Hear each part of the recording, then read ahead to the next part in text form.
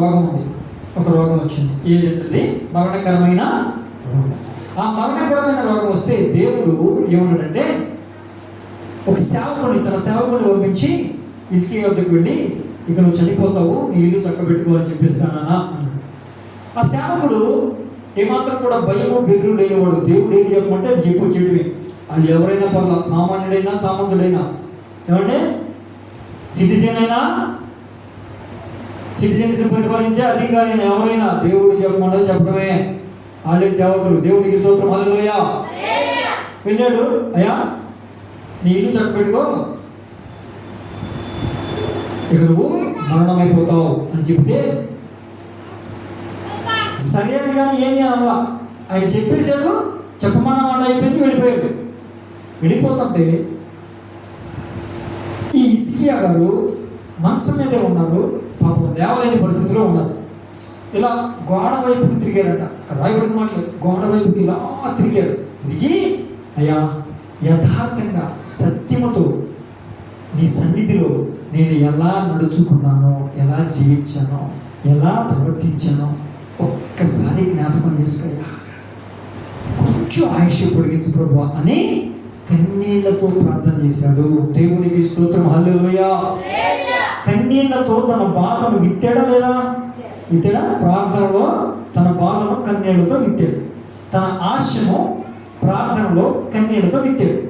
విత్తితే దానికి జవాబుగా వెంటనే ఆ దైవజనుడు ఇక్కడ అంతఃపురంలో చెప్పి, రాజుగారికి చెప్పి అలా వెళుతూ ఇంకా హాల్లోనే ఉన్నాడు. నడిమేసి అలా హాల్లో ఉన్నాడు. బయటికి వెళ్ళా, కోట బయటికి వెళ్ళా. మళ్ళా దేవుడు మాట్లాడుతున్నాడు ప్రవక్తతో. హిజ్కియా ఏడ్చి ప్రార్థన చేస్తున్నాడు, కన్నీళ్ళు పెట్టుకున్నాడు, ఏడుస్తున్నాడు. వెళ్ళి ఇలా చెప్పు. ఎలా చెప్పాలంట? నీ కన్నీళ్ళు నేను చూచి తిని, నీవు కన్నీళ్ళు విడుచుట నేను చూచి తిని, నీ ప్రార్థన నేను అంగీకరించాను అని చెప్పి ఇంకొక 15 సంవత్సరాలు ఆయుష్ పొడిగిస్తున్నానని చెప్పు. అంతేకాదు 3 సంవత్సరాల్లో ఒక కొడుకు పుడతాడని చెప్పు. ఆ కొడుకు 12 సంవత్సరాలకి రాజు అవుతాడని చెప్పు అన్నాడు. దేవునికి స్తోత్రం, హల్లెలూయా, హల్లెలూయా. ఇదంతా ఒక రకమైన ఆశీర్వాదం అయితే అక్కడ ఇంకొక మాట చెప్పాడు. ఏంటంట? అక్కడ ఏంటంట? 3 రోజుల్లో కొండెక్కి నువ్వు మందిరానికి వెళ్ళిపోతావు అన్నాడు. ఆ రోజుల్లో పర్వతాల మీద మందిరాలు ఉండేవి, అవునా కదా? డెస్లేమో పర్వతాల మీద మందిరాలు ఉండేది. కొండెక్కి నడుచుకుంటూ, రథం మీద కాదు, నడుచుకుంటూ వెళ్ళిపోతావు. ఏమంటే మంచం మీద పడుకుని లేవలేని స్థితిలో, కనీసం కూర్చుని కూడా ప్రార్థన చేయలేని బలహీనమైన మరణము అంచుల్లోకి వెళ్ళిపోయినటువంటి ఒక వ్యక్తి 3 రోజుల్లోనే నువ్వు లేపుస్తావు. అంత మాత్రమే కాదు, నడుచుకుంటూ మందిరానికి వెళ్ళిపోయి అక్కడ మందిరంలో కృతజ్ఞతాస్తుతులు చెల్లిస్తావు అని చెప్తే ఎంత ఆనందంగా ఉంటుందంటే, ఆ చెప్పింది చెప్పినట్టు జరగడానికి మనలో టెస్ట్ పెట్టాడు. అయ్యా ఇదంతా బాగానే ఉంది, దేవుని స్తోత్రం, ఇది జరుగుద్ది అంటానికి ఏమన్నా సూచన? ఈ అభాగ్యుడికి, ఈ అనుమాన పక్షికి, ఈ తోమాగళ్ళ జీవితానికి మనకేంటంటే మనకేముంటుందండి? ప్రార్థన చేస్తాం, దేవుడు కూడా జవాబు ఓకే మాట్లాడతాడు. స్వరం ద్వారానో, దర్శనం ద్వారానో, కలం ద్వారానో, వాక్యం ద్వారానో, చదువుకుంటున్నప్పుడు లేదా దైవ సేవకుడు వాక్యం చెప్తున్నప్పుడు మాట్లాడింది నోటి చెప్పావు దేవుడు హల్లెలూయా అంటారు. వాళ్ళకి కాసేపుడికి జరుగుతుంటావా ఈలో పక్కింటక్క వచ్చి, ఏమ్మాయి అంటే ప్రార్థన దేవుడు ఏంటంటే ప్రార్థన చేస్తున్నావా, దేవుడు కార్యం చేస్తాడంటే, ఏమో నాకు ప్రార్థన అయితే చేసాం కానీ జరుగుతలేదు. దేవుడు చెప్తాం, ఓరిని అనుమానం మండిపోను, అనుమాన పక్షమా. మనం అందరం ఎవరండి? అనుమానపు పక్షులు. మనకు అనుమానం ఉంటుంది. అందుకే ప్రభు ఏమన్నాడు? మీరు ప్రార్థనలో అడిగిన ప్రతిదీ పొంది ఉన్నామని నమ్మండి అని చెప్పాడు. పొంది ఉన్నామని చెప్పి నమ్మండి అన్నాడు. అనుమాన పడవద్దు అని చెప్పాడు. దేవునికి స్తోత్రం కలుగును గాక, హల్లెలూయా, హల్లెలూయా. ఈ అనుమానం పడ్డాడు. రే ఆడ అనుమానం పడతాడు కానీ ఆడికి కార్యం చేయను అన్నాడండి ప్రభు. చెప్పండి, అన్నాడండి. ఎందుకని? కన్నీళ్లతో విత్తాడండి. కన్నీళ్లతో విత్తాడు. ఆ కన్నీళ్ళ ప్రభు చూశాడు.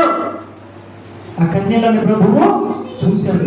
అంటాడు, సరే ఇప్పుడు ఏం చూసినమంటావు? ఇదిగో ఈ నీడ 7 మెట్లు అవతలకి వెళ్ళింది కదా, ఈ 7 మెట్లు అవతలకి వెళ్ళిన నీడ మరలా 7 మెట్లు వెనక్కి వస్తే నువ్వు నమ్ముతావా అన్నాడు. అంటే నమ్ముతాను.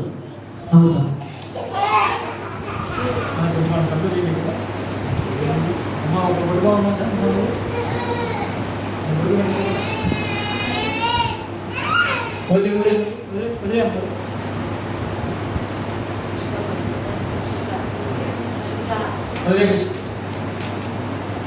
సరే పిల్లలన్నా అది ఏమైనా సాధ్యపడే విషయమా? అలా జరగాలంటే ఏం చేయాలంటే మొత్తం సోలార్ సిస్టమ్ సృష్టి అంతటినీ వెనక్కి తిప్పాలి. ఒక వ్యక్తి కన్నీళ్లతో ప్రార్థన చేసి ఆ ప్రార్థన చేసిన దానికి జవాబు కూడా వచ్చి ఇలా జరుగుతుందయ్యా దేవుడు ఇలా చేస్తాడు అని అంటే అయినా అనుమానపడి అంటే ఏదన్నా ఒక సూచన జరిగితే నమ్మడానికి అవకాశం ఉంటుందండి అని అడిగితే యావత్తు సృష్టినంతటిని వెనక్కి తిప్పి ఆ నీడ మరలా వెనక్కి తీసుకొచ్చి తన యొక్క బిడ్డను బలపరిచిన దేవుడు మన దేవుడు. దేవుడికి స్తోత్రం. హల్లెలూయా, హల్లెలూయా. ఇంత గొప్ప కార్యం చేసి అంతలాగా బలపరచడానికి గల కారణం ఏంటండి? చెప్పండి. అంతలాగా బలపరచడానికి కారణం ఏంటి?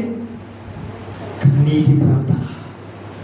కన్నీటి ప్రార్థన ప్రభు హృదయాన్ని కదిలించి పడేస్తుందంటే దేవునికి స్తోత్రం. హల్లెలూయా, హల్లెలూయా. ఇప్పుడు చెప్పండి, నేడే వెనక్కి వచ్చిందంటే నా కార్యం జరిగిపోతే నమ్ముతుందా లేదా? ఎక్కడైనా బలం వస్తుందా లేదా?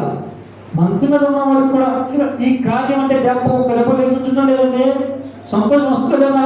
బలం వస్తుందా లేదా? దేవుడికి స్తోత్రం. అందుకే అంటున్నాడు, కన్నీళ్లతో విత్తు వాళ్ళు సంతోష గానములతో పంటను కోస్తారు. స్తోత్రం. హల్లెలూయా, హల్లెలూయా. దేవునికి స్తోత్రం కలుగును గాక.